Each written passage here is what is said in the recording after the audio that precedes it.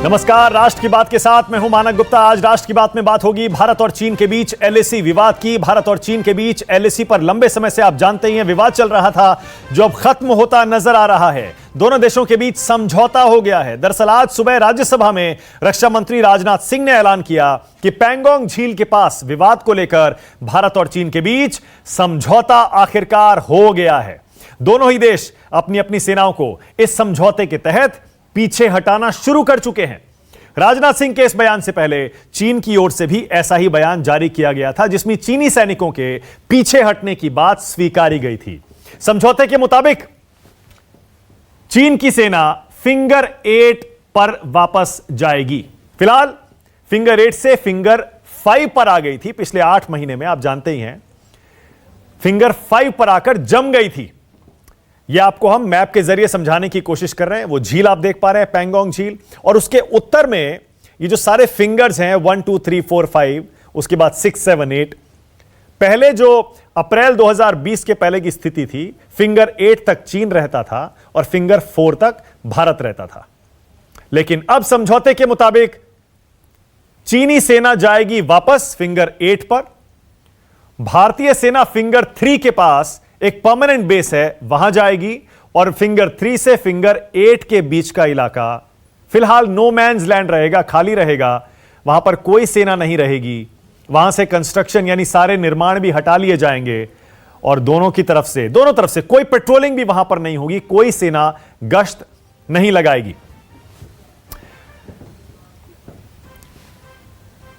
और इस बीच हम आपको डिसएंगेजमेंट की यानी दोनों सेनाओं की वापसी की तस्वीरें भी दिखा रहे हैं। भारतीय सेना की तरफ से यह वीडियो जारी किया गया है, और यह पहला वीडियो है जो भारत और चीन के टैंकों के पीछे हटने का है, जो आपकी टीवी स्क्रीन पर इस समय की ब्रेकिंग न्यूज। जाहिर है वहां पर मीडिया का जाना भी अलाउड नहीं है, इसीलिए पैंगोंग झील के उत्तर और दक्षिण में, जाहिर है उत्तर में पहले डिसएंगेजमेंट हो रहा है, इसीलिए वहां की तस्वीरें आपकी टीवी स्क्रीन पर है। कल रात को अचानक खबर आई थी चीन के ग्लोबल टाइम्स के मुताबिक, सरकारी मीडिया के मुताबिक, कि भारत और चीन में एलएसी पर समझौता हो गया, डिसएंगेजमेंट की प्रक्रिया शुरू हो चुकी है, यानी सेनाएं पीछे हट रही हैं। आज राज्यसभा में रक्षा मंत्री राजनाथ सिंह ने इसकी पुष्टि की और कहा समझौता हो गया है, दोनों सेनाएं पीछे हट रही हैं, और उसकी तस्वीरें भी अब देखिए जारी हो गई हैं। यह वो मीटिंग जिसमें यह समझौता हुआ था, और उसके बाद देखिए टैंक पीछे जाना शुरू हो गए। इस वक्त की ब्रेकिंग न्यूज, और यह पहली तस्वीर जो कि एक्चुअल वीडियो है।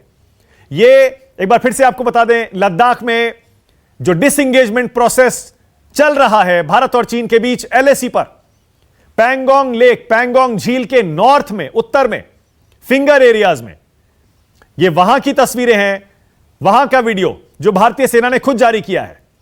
इससे इस बात की पुष्टि होती है, रक्षा मंत्री राजनाथ सिंह ने जो कहा उसके मुताबिक फिलहाल डिसएंगेजमेंट की प्रक्रिया चल रही है। चीन अपने टैंक पीछे हटा रहा है, और उसी के हिसाब से भारत भी अपने टैंक पीछे हटा रहा है। अगले 48 घंटे में यह प्रक्रिया पैंगोंग लेक के नॉर्थ में पूरी हो जाएगी। उसके बाद एक बार फिर से कमांडर्स की बातचीत होगी। उसके बाद पैंगोंग लेक, पैंगोंग झील के दक्षिण की बारी आएगी, और उसके बाद आगे की बातचीत होगी। रक्षा मंत्री राजनाथ सिंह ने आज जो भाषण दिया, उसी के बाद यह देखिए भारतीय सेना की तरफ से यह वीडियो जारी किया गया है, जिसमें आप देख सकते हैं चीन के टैंक पीछे हट रहे हैं, और उसी के हिसाब से भारत के टैंक भी पीछे हट रहे हैं, क्योंकि दोनों ही देशों के बीच जो समझौता हुआ है उसके मुताबिक दोनों सेनाएं साथ साथ पीछे हटेंगी। ऐसा नहीं है कि एक देश पहले हटेगा, उसके बाद दूसरा देश अपनी सेना और अपने टैंक, अपने हथियार पीछे करेगा। दोनों देश साथ साथ अपनी सेनाओं को पीछे बुलाएंगे, और उसी को पुष्ट करते हुए यह वीडियो थोड़ी देर पहले, बस थोड़ी ही देर पहले भारतीय सेना की तरफ से जारी किया गया है। तो यह वीडियो भी हम आपको दिखाते रहेंगे। राष्ट्र की बात पर लौट रहे हैं, आज का सवाल आपको बता रहे हैं। राष्ट्र की बात में हमारा आज का सवाल, एलएसी पर निकल गई चीन की हेकड़ी, और चीन से समझौते में भारत की जीत है या फिर हार, इसी पर बहस करेंगे। लेकिन पहले जरा सुन लीजिए क्या बोले रक्षा मंत्री राजनाथ सिंह आज संसद में। चीन के साथ पैंगोंग लेक के नॉर्थ एवं साउथ बैंक पर डिसएंगेजमेंट का समझौता हो गया है, और इस बात पर भी सभापति महोदय इस बात पर भी सहमत हो गई है कि पैंगोंग लेक से पूर्व पैंगोंग लेक से पूर्ण डिसएंगेजमेंट के 48 आवर्स के अंदर सीनियर कमांडर स्तर की बातचीत हो तथा बाकी बचे हुए मुद्दों पर हल निकाला जाए। पैंगोंग लेक एरिया में चीन के साथ डिसएंगेजमेंट का जो समझौता हुआ है उसके अनुसार दोनों पक्ष फॉरवर्ड डिप्लॉयमेंट को phased, coordinated and verified manner में हटाएंगे। चीन अपनी सेना टुकड़ियों को नॉर्थ बैंक में फिंगर 8 के पूरब की दिशा की तरफ रखेगा और इसी तरह भारत भी अपनी सेना की टुकड़ियों को फिंगर 3 के पास अपने permanent base Dhan Singh Thapa post पर रखेगा। तो आखिर 9 महीने बाद भारत और चीन के बीच एलएसी पर समझौता हो गया है और दोनों सेनाओं का पीछे हटना शुरू हो गया है। लेकिन राहुल गांधी ने राज्यसभा में आज राजनाथ सिंह के बयान पर अपना रिएक्शन देते हुए ट्विटर पर क्या लिखा है, जल्दी से आपको यह भी दिखा देते हैं। राहुल गांधी साफ साफ लिख रहे हैं, वर्तमान स्थिति की कोई जानकारी नहीं। राहुल गांधी ने ट्विटर पर, जाहिर है अंग्रेजी में लिखा है, अंग्रेजी में राहुल कह रहे हैं नो स्टेटस को आंटे is equal to no peace and tranquility.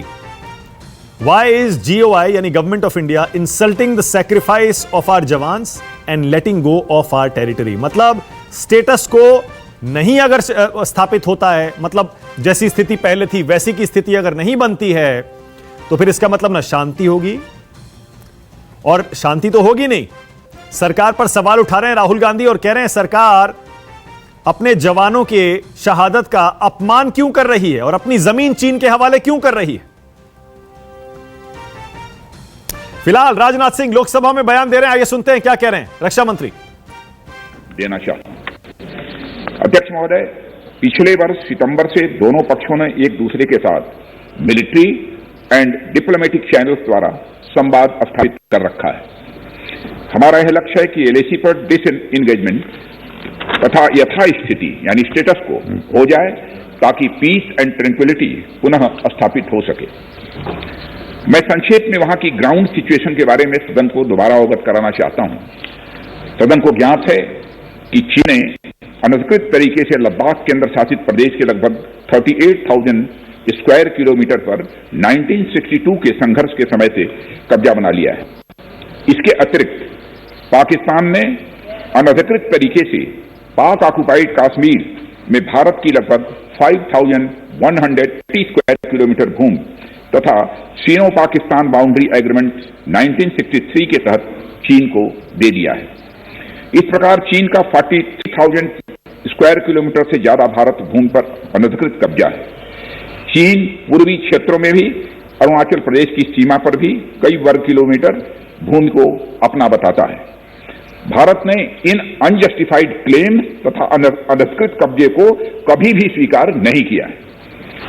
और अध्यक्ष महोदय, मैं सदन को यह भी बताना चाहता हूं कि भारत ने चीन को हमेशा यह कहा है कि बाइलेटरल रिलेशन दोनों पक्षों के प्रयास से ही, साथ साथ ही सीमा के प्रश्न को भी बातचीत के जरिए ही हल किया जा सकता है। परंतु एलएसी पर पीस एंड ट्रैंक्विलिटी में किसी प्रकार की प्रतिकूल स्थिति का हमारी बाइलेटरल टाइज पर बुरा असर पड़ता है। इससे चीन भी अच्छी तरह से अवगत है। कई हाई लेवल ज्वाइंट स्टेटमेंट में भी यह जिक्र किया गया है कि एलएसी तथा सीमाओं पर पीस एंड ट्रैंक्विलिटी कायम रखना बाइलेटरल रिलेशन के लिए यह अत्यंत आवश्यक है।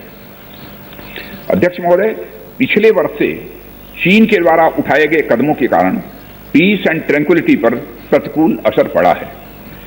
इसके फलस्वरूप चीन और भारत के संबंधों पर भी प्रभाव पड़ा है।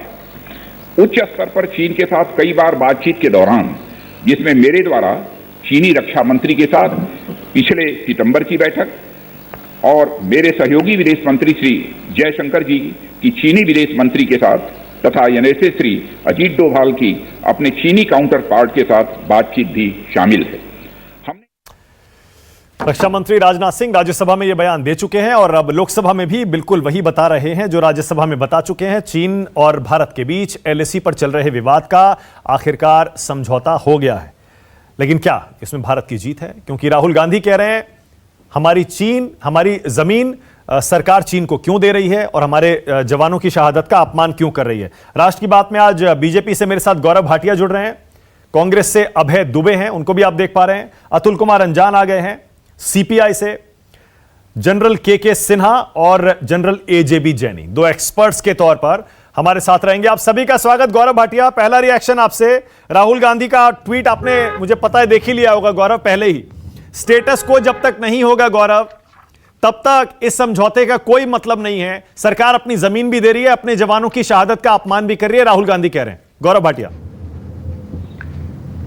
मानक जी, मैं मर्दाना फूफी पे बाद में आऊंगा, लेकिन पहले मैं इतना जरूर कहूंगा कि आज वो पल है जब मुझे याद आ रहा है कि कर्नल संतोष बाबू ने शहादत दी और एक ऐसा बलिदान दिया जो कि हर मायने में सर्वोच्च था। नरेंद्र मोदी जी ने कहा था कर्नल संतोष बाबू का और बाकी जो सेनानी हैं उनका बलिदान व्यर्थ नहीं जाएगा। और आज दिखा दिया कैसे हमारी सेना वीर है और हमारी सरकार मजबूत है। और इसीलिए चीन जैसा देश जो दूसरे देशों को धमकाता है, सोचता है अपनी ताकत से दबा देंगे, उसने हमारे देश का शौर्य देखा है। दूसरी बात, याद करिए नरेंद्र मोदी जी ने यह भी कहा था कि हमारे देश की एक एक इंच भूमि सुरक्षित है और कोई ले नहीं सकता है। और जिस तरह से आज डिसएंगेजमेंट हो रहा है वो ये दिखाता है कि हमारे देश की ताकत के सामने हर किसी को झुकना पड़ेगा अगर गलत करेगा। तीसरी बात मैं कहूंगा, अब आपने कहा मर्दाना फूफी के बारे में बात करें तो मैं करता हूं। मर्दाना फूफी जी से पूछिएगा, स्टेटस को एंटी जो उनके ही वंशज रहे हैं चाचा नेहरू, उन्होंने 43,000 स्क्वायर किलोमीटर भूमि भारत की दे दी चीन को। वो क्यों नहीं वापस ले पाई थी कांग्रेस की सरकारें? नहीं ले पाई क्योंकि उनमें क्षमता नहीं थी। और आज देश को यकीन है कि हमारी वो भूमि भी नरेंद्र मोदी जी के नेतृत्व में जरूर वापस कभी ना कभी आएगी और इससे हम पीछे नहीं हटेंगे। लेकिन जहां तक इंफ्रास्ट्रक्चर डेवलपमेंट की बात है, चाहे सेना को बुलेट प्रूफ जैकेट देने की बात हो, ये सब हमारी प्राथमिकता रही है और इसीलिए हमारी सेना का मनोबल भी अब बढ़ा हुआ है और आसमान छू रहा है। और ये आज सुखद बात है कि डिसएंगेजमेंट की शुरुआत हो गई। Okay, all right. Abhay Dubey, हाँ, राहुल गांधी क्यों कह रहे हैं आज, जब हर जगह इसका स्वागत हो रहा है कि चलिए शुरुआत तो हुई डिसएंगेजमेंट की 9 महीने बाद, राहुल गांधी और कांग्रेस पार्टी क्यों कह रही है कि हम जवानों की शहादत का अपमान हो रहा है और अपनी जमीन दी जा रही है चीन को? मानक जी, न सिर्फ जवानों की शहादत का अपमान हुआ है, ये एलएसी पर समझौता या डिसएंगेजमेंट पर समझौता नहीं, भारत की अस्मिता को तार तार कर दिया गया है। मैं पूछना चाहता हूं देश के प्रधानमंत्री और रक्षा मंत्री जी से, वो तो कह रहे थे ना वहां कोई आया है ना घुसा है, फिर डिसएंगेजमेंट के साथ। आज क्या ये सच नहीं है कि दौलत बेग गोल्डी पर पेट्रोलिंग पॉइंट वाई पर, जहां से 2 patrolling bottle neck point Y, जहां पर 10 और 13 पेट्रोलिंग पॉइंट कटते हैं, वहां तक चाइना 18 किलोमीटर तक अंदर बैठा है? क्या हॉट स्प्रिंग पेट्रोलिंग पॉइंट 15 तक चाइना नहीं है? क्या गोरगरा पोस्ट पेट्रोलिंग पॉइंट 17A पर नहीं है? गलवान पेट्रोलिंग पॉइंट 14 पर नहीं है? आखिर चाइना ने ये किया क्यों? ये समझने की आवश्यकता है। और भारतीय जनता पार्टी की सरकार ने अपने राजनीतिक हित साधने के लिए भारत की सामरिक महत्व के ऐसी पोस्ट, ऐसी जगह जहां जो एलएसी के हमारे हिस्से में थी, कैलाश पर्वत रेंज की जो पोस्ट थी पेगोंग सो के दक्षिण किनारे से लेकर सियाकला तक, वो ब्लैक टॉप हो, गुरुंग हिल हो, रेजांगला हो, रेचिनाला हो, इन सारी पोस्ट पर डिसएंगेजमेंट का अर्थ क्या है? दक्षिण हिस्से में पेगोंग सो के वहां से हमारी सेनाओं को हटाना, और ये बहुत बड़ी सामरिक गलती होगी अगर ऐसा भारतीय जनता पार्टी की केंद्र की सरकार करती है, क्योंकि चीन अंदर तक है। और प्रधानमंत्री को जानना चाहिए कि उन्होंने जो अपना 2015 में white paper on military strategy जारी किया था, उसमें कहा था कि हम यूनिफिकेशन ऑफ मदरलैंड पर अगले 10-15 सालों तक काम करेंगे। क्या है यूनिफिकेशन ऑफ मदरलैंड? वो लद्दाख को कब्जा करने की बात करते हैं, वो अरुणाचल को कब्जा करने की बात करते हैं, तिब्बत, भूटान, नेपाल, ये 5 वो कहते हैं हथेली के जो पूरा है हम एक उसको पूरा करेंगे।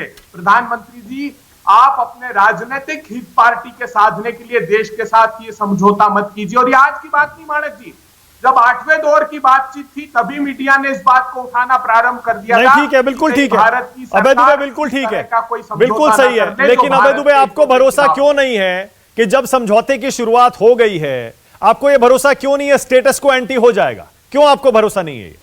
आप मुझे बताइए। हाँ, बहुत अच्छा प्रश्न किया। देखिए, मैं शुरू से कह रहा हूं आपकी डिबेट में कि चाइना कहता है कि line of actual control patrolling point 3 से है, जबकि भारत की मान्यता है पेट्रोलिंग पॉइंट 8 से है। लेकिन अब तो पीछे हट गया ना वो बात के लिए भारत को, पर पीछे हटने को तैयार तो हो गया। उसकी बेसिक को सुनिए ना, हाँ। सुनिए, उसने इस बात के लिए भारत को राजी करा लिया कि धन सिंह थापा पोस्ट जो है बेस वहीं पर रहेगी। बाकी के पेट्रोलिंग पॉइंट पर जो हम पेट्रोलिंग करते थे वो हमारे अंदर तक है। और ये पर वो भी नहीं करेंगे पेट्रोलिंग, अबे दुबे, वो भी पेट्रोलिंग नहीं करेंगे। नो मैन्स लैंड रहेगा बीच में। अरे वो तो यहां तो वो हमारे अंदर घुसे हुए हैं, या तो वो पेट्रोलिंग नहीं करते थे। भाई मेरी बात सुनिए, ये जो दौलत बेग एलटीए वहां तो 18 किलोमीटर तक अंदर है। एक और बात बताना चाहता हूं, ये पहला अवसर नहीं है। आप डोकलाम को याद कीजिए, डोकलाम में यह कहा गया था भारत सरकार द्वारा कि डिसएंगेजमेंट हो गया है, दोनों सेना यथास्थिति पर चली गई है। लेकिन 5 मार्च 2018 को निर्मला सीतारमण जब रक्षा मंत्री थी, उन्होंने राज्यसभा में कहा कि चाइना ने उसी स्थान पर परमानेंट मिलिट्री इंफ्रास्ट्रक्चर बना लिया है। भारत की सरकार, ओके, ऑल राइट, एक सेकंड, आप कह रहे हैं घाटे का सौदा है, मैं समझ गया। आप कह रहे हैं ना चीन पर भरोसा किया जा सकता है, और ये जो फिंगर 3 तक हम लौटे हैं, चीन फिंगर 8 पर लौटा है, बीच में नो मैन्स लैंड के लिए हम तैयार हो गए हैं। आप कह रहे हैं घाटे का सौदा है। मेरे साथ 2 एक्सपर्ट्स भी हैं, उसके बाद आ रहा हूं मैं आपके पास। अतुल अंजान, जनरल जैनी और जनरल सिन्हा। पहले जनरल सिन्हा, क्विक कॉमेंट आपसे। जनरल सिन्हा, क्या वाकई घाटे का सौदा है क्या? जनरल जैनी साहब, घाटे का सौदा है क्या? नो मैन्स लैंड बना दिया हमने फिंगर 3 और फिंगर 8 के बीच। देखिए मानक देखिए, मैं पॉलिटिकल चिक में तो नहीं पढ़ना चाहूंगा कि क्या पास था और क्या इतिहास था, लेकिन अगर ये शुरुआत हुई है, हाँ, देखिए, डिसएंगेजमेंट अलग चीज होती है, डी एस्केलेशन अलग होता है, डी इंडक्शन अलग होता है। ये 3 चीजों के अलग अलग मायने होते हैं। अगर डिसएंगेजमेंट हो रहा है, तो अगर शुरुआत हुई है तो ये बहुत अच्छी बात है। लेकिन इतना कहने के बाद मैं ये जरूर कहूंगा, विश्वास की जहां बात होती है, मुझे विश्वास नहीं है मानक। क्यों? क्योंकि चाइना का मकसद क्या है कि जो पैंगोंग त्सो के साउथ में मगर हिल, गुरुंग हिल, ब्लैक टॉप, येलो टॉप और जो आपका चुशूल बोल और जो पैंगोंग त्सो के बीच की जो ऊंचाइयां, जो हमने 29-30 अगस्त को कब्जा करके, जो आपका हैशटैग है कि चाइना की हैकड़ी को हमने ढीला कर दिया था, चाइना का मकसद है कि हम वहां से हट जाए। अगर हम वहां से हटे तो मैं तो ये मानता हूं, एक मिलिट्री मैन होने के नाते, ये सबसे बड़ा स्ट्रेटेजिक मिस्टेक होगा। और ये मानी हुई बात है कि अगर आप स्ट्रैटेजी को टैक्टिक्स के बिना करें तो ये एक लंबी हार होती है। और अगर आप टैक्टिक्स को बिना स्ट्रैटेजी के लड़े तो ये भी एक किस्म की हार है। मैं तो ये कहूंगा कि हमको ये ऊंचाइयां नहीं छोड़नी चाहिए, क्योंकि ये ऊंचाइयां जो हमने इतनी मेहनत से पकड़ी थी वो हमारी तरफ है, एलएसी के हमारी तरफ है। और अगर वो फिगर आप जो जैनी साहब एक सेकंड जैनी साहब एक सेकंड तो वहीं से चलती हाँ, 29 और 30 अगस्त को आप जिन इलाकों का जिक्र कर रहे हैं उसमें रेजांगला, रेचिनला अलाइनमेंट जो है कैलाश रेंज का, उसी की आप बात कर रहे हैं। वो स्ट्रेटेजिक हाइट्स हैं जिनमें हमने चीन को चकमा देते हुए वो अपने कब्जे में कर ली थी, और वहां अपनी पोजीशंस हमने बाद में कंसोलिडेट भी की थी। चीन बिलबिलाया था और इसने इस बात को एक्सेप्ट किया था अपने बिहेवियर से, अपने बर्ताव से, कि हमने उसकी कमजोर नस दबा दी है। आपका यह कहना है जनरल जैनी कि फिलहाल हमने पैंगोंग लेक के नॉर्थ और साउथ दोनों में डिसएंगेजमेंट का जो समझौता किया है उसमें हम गलती कर रहे हैं, क्योंकि हम नॉर्थ के साथ साउथ को मिलाकर एक पूरा समझौता कर रहे हैं। आपके हिसाब से हमें ये स्ट्रेटेजिक हाइट्स नहीं छोड़नी चाहिए? मैं ये क्यों कह रहा हूं, एक मिनट, मैं ये क्यों कह रहा हूं, क्योंकि जो साउथ का एरिया, जो ऊंचाइयां हमने पकड़ी हैं, उसके ऊपर कोई विवाद नहीं था, वो एलएसी के हमारी तरफ है। तो हम वहां पे पहले नहीं थे तो चलो नहीं थे, अब वहां पे है, वो तो हमारा इलाका है, वहां से हटने का तो मतलब ही ओके, नहीं होना जनरल चाहिए। सिन्हा। उसी से तो जनरल चाइना सिन्हा। की हेकड़ी ढीली पड़ी है, क्योंकि हम जो है गौरव भाटिया। उनका जो मोल्दो बोल है, जो उनका मोल्दो का जो कंटोनमेंट है, उसको ओवरलुक कर रहे हैं। ओके, गौरव जैसे भाटिया। हमारे तरफ सुशूल बोल है, उधर मोल्दो बोल है, तो हम एक स्ट्रेटेजिक पोजीशन पर आ गए हैं। ओके। वो स्ट्रेटेजिक पोजीशन गौरव भाटिया। कभी भी किसी हालत अभय में दुबे कह रहे हैं कि हम नहीं बहुत छोड़नी बड़ी गलती कर रहे हैं, और जनरल जैनी भी कह रहे हैं हम जल्दबाजी कर रहे हैं, गलती है ये। गौरव भाटिया। देखिए, पहले कांग्रेस की प्रवक्ता का जवाब जरूर दूंगा। हमेशा से सेना का मनोबल तोड़ने का काम किसी ने किया है तो कांग्रेस पार्टी राहुल गांधी ने किया है, लेकिन इन्होंने यह कभी देश को नहीं बताया मानक जी कि जो इंफ्रास्ट्रक्चर हमें बॉर्डर पे चाहिए था वो क्यों नहीं बनता था, जिसमें 3 गुना तेजी आई जब से मोदी जी प्रधानमंत्री बने। और ये वो पार्टी है इतनी दोगली, इतनी गद्दार, जिसने एमओयू करके रिश्वत ली हुई है चीन की पार्टी से, चीन की सरकार से, और आज तक नहीं बताया उस एमओयू में लिखा क्या था, या वो निरस्त हुआ है या नहीं हुआ। और तीसरी बात, रक्षा विशेषज्ञ है जैनी जी, मैं उनका सम्मान करता हूं, लेकिन मैं एक बात जरूर कहूंगा, जैनी जी भी ये मानेंगे कि हमारे प्रधानमंत्री जी, हमारे रक्षा मंत्री जी और हमारे जो देश की वीर सेना है वो सबसे अच्छी स्थिति में है कि वो निर्णय ले सके क्या हमारे देश के हित में है। और ये सब इतने सेंसिटिव मुद्दे होते हैं मानक जी कि अभी जब डिसएंगेजमेंट चल रहा है तो मैं उस पर प्रवक्ता होने के नाते कोई टिप्पणी भी करूं, ये भी हमारे देश हित में नहीं है। डिसएंगेजमेंट होने दीजिए, संयम रखिए, लेकिन हमारी सेना पे राहुल गांधी और कांग्रेस पार्टी को क्यों भरोसा नहीं है, क्यों सवाल उठाती है, प्रधानमंत्री पर सवाल उठाती है, ये बड़ा प्रश्न। ओके, अभय दुबे एक सेकंड, अतुल अंजान बहुत देर से इंतजार कर रहे हैं। अभय दुबे उसके बाद आ रहा हूं। पार्टी ने ट्वीट किया कि चीन की कम्युनिस्ट पार्टी और भाजपा का स्वभाव एक जैसा है। आजाद भारत के इतिहास में पहली बार था भारतीय जनता पार्टी अरे एमओयू के बारे में पूछ लीजिए, अगर हिम्मत है तो बता दें। मानक जी, इनसे केवल एमओयू के बारे में पूछे, निरस्त हुआ है, बेशर्मी की पराकाष्ठा है। 50 लाख की घूस मैंने आपके बीच में नहीं बोला, घूस वाली पार्टी, मैं पूछूंगा आपकी पार्लियामेंट मानक जी, आप इनसे पूछिए एमओयू निरस्त हुआ है या नहीं हुआ। वो कह रहे हैं कि भारत की सरहदें नहीं, सारी व्यापार की हदें भी चाइना को पार करा दी प्रधानमंत्री नरेंद्र मोदी ने। नरेंद्र मोदी जी और राजनाथ सिंह जी तो गए ले लद्दाख, राहुल गांधी गए थे क्या? अपने ड्राइंग रूम से निकले थे क्या?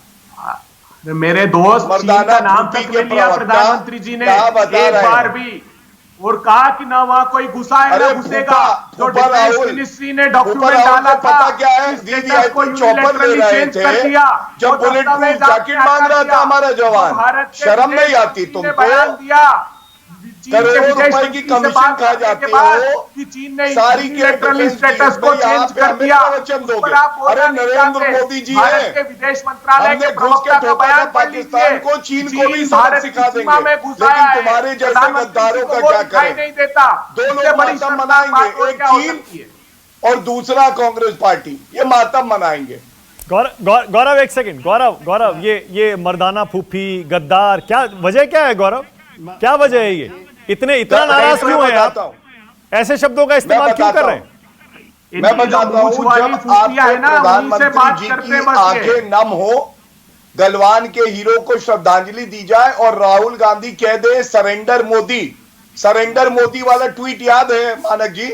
देश के प्रधानमंत्री जिस दिन सरेंडर कर देंगे देश सरेंडर कर देगा, लेकिन ये मर्दाना फूफी को नहीं पता। किया क्या आपने? फिर क्यों नहीं स्वीकार किया? एक बार नाम नहीं लिया ये मैं बताऊंगा आपको। चाइना का AK एंटनी जी उल्टे मानक जी बोले थे संसद में, AK एंटनी जी ने कहा हमारी तो सरकारों की पॉलिसी ये रही है कि स्टेटस को रखो, कुछ मत बनवाओ बॉर्डर पे। वो कह रहे हैं सड़कें जो बनी है, जो पुल बने हैं, ये कैसे जाएगा? वो क्या है? एक सेकंड रुकिएगा, अतुल अंजान को लाइए। अतुल जी, आप कैसे देखते हैं? अतुल अंजान, उसके बाद आ रहा हूं जनरल सिन्हा आपके पास भी, मुझे पता है आपके पास भी बहुत कुछ है हमारे साथ शेयर करने के लिए। अतुल जी, आप कैसे देख रहे हैं आज के समझौते को? डिसएंगेजमेंट शुरू हो चुका है। मानक जी, मैं आपकी इस बहस में हिस्सा इसलिए नहीं ले पा रहा हूं कि इतने गए गिजरे स्तर की और इतनी गंदी और गलीच और गाली गलौज की भाषा आपके इस बहस में चालू हो गई। कौन क्या है और कौन नहीं है मैं कहना नहीं चाहता, मेरा मुंह खुलेगा तो बहुत मुंह चुप हो जाएंगे, मैं बात नहीं करना चाहता। इसलिए जब बात करा करो तो सीनियर कौन है, जूनियर कौन है और कौन बैठा है, इतिहास जिसको मालूम है उसके सामने नानी के आगे ननिहाल की बातें मत कीजिए। इसलिए जरा हम लोग अपनी मर्यादा को बनाए रखें, राजनीतिक दल के लोग जरा इसको ध्यान में रखिए। दो बहुत सीनियर किस्म के मेजर जनरल सेवानिवृत्त हमारे बीच में हैं, बड़ा उनका अनुभव है, उनको मैं सलाम करता हूं, भले उनसे मेरी सहमत हो या असहमत हो वो अलग बात है। मैं मानक जी ये कहता हूं कि आज राजनाथ जी ने जो राज्यसभा में भाषण किया और प्रधानमंत्री जी पहले कहते थे कि 1 इंच भी जमीन हमारी नहीं गई, ये सब सुरक्षित है, तो आज प्रधानमंत्री जी की बात का जो वह लगातार असत्य की बात कर रहे थे, आज उसे सत्य की धरातल पर ला करके राजनाथ सिंह जी ने सच देश के सामने रख दिया। और मैं जानता हूं कि राजनाथ जी इधर उधर की बात नहीं करते हैं, बहुत संतुलित बात करते हैं और हमारे देश में रोने रवाने का रिवाज राजनाथ जी का नहीं है और भावनात्मक रूप से वो बात नहीं करते। मैं जनरल जैनी ने जो बात कही उनकी बात है और मैं एक कम्युनिस्ट पार्टी, भारतीय कम्युनिस्ट पार्टी का राष्ट्रीय सचिव होकर के कहता हूं कि चीन की किसी भी चीज पर विश्वास करने लायक नहीं होता। 48,000 स्क्वायर किलोमीटर जमीन हमारी है और मैं आपसे कहना चाहता हूं कि क्या किया और क्या नहीं किया, जमीन ली कि नहीं ली, लेकिन चीन की निगाह सिक्किम पर थी। अरुणाचल भारत का अविभाज्य अंग है, जम्मू कश्मीर भारत का अविभाज्य अंग है और मैं आपके दर्शकों से कहना चाहता हूं कि मैं सलाम करना चाहता हूं इंदिरा गांधी को कि चीन की उस साजिश को नाकाम करके सिक्किम को भारत का अविभाज्य अंग बना दिया। यह भारतीय कूटनीति की जरूरत है। और जो बात जनरल जैनी ने कही कि हमने जो हिस्सा ऊपरी हिस्से पर ये स्ट्रैटेजिक पॉइंट कवर किया है उसको छोड़ना नहीं चाहिए। हमारे ये पहली बार है 62 की लड़ाई के बाद, मोदी जी को समझना चाहिए कि हमारे जवान मारे गए, चीन की सेना, अब ये मत सोचे कि चीन के हमने ज्यादा मार दिए, हमारे जवान मारे गए, हमारे जवान पुलवामा में मारे गए पाकिस्तान की साजिशों के तहत जिसमें चीन शामिल था। 42 लोग हमारे सीआरपीएफ के मारे गए। 300 किलो आरडीएक्स कहां से आया आज तक पता ही नहीं चल पाया। उसके सारे जितने कातिल थे वो सब जो उनके खिलाफ कोई रिपोर्ट ही नहीं दे पाए। हम घूम रहे हैं कील गड़ा करके। अगर कील हमने सरहदों पर गाड़ दी होती ना तो आज हमारे उस सरहद के उस पार से लोग नहीं आते। हम किसानों को रोकने के लिए सरहद पर कील गाड़ कर रहे हैं। आज मजबूती के साथ खड़े होने की जरूरत है। हमें अपने जिन चीजों पर हमारी सेना ने कब्जा किया है उसे छोड़ने की जरूरत नहीं है। और डिसएंगेजमेंट और इंगेजमेंट की बात नहीं जानना चाहिए। हमारी जो जमीन है अरुणाचल में वो घुस आए हैं 200, वो हमारा अपना गांव बना रहे हैं। नमस्कार, मैं हूं मानक गुप्ता। अगर आपको हमारा ये वीडियो पसंद आया हो तो इसे लाइक और शेयर जरूर करें और हां, हमें सब्सक्राइब और फॉलो करना ना भूलें ताकि आप देश और दुनिया की कोई खबर मिस ना करें। तो जुड़े रहिए हमारे साथ और देखते रहिए News 24।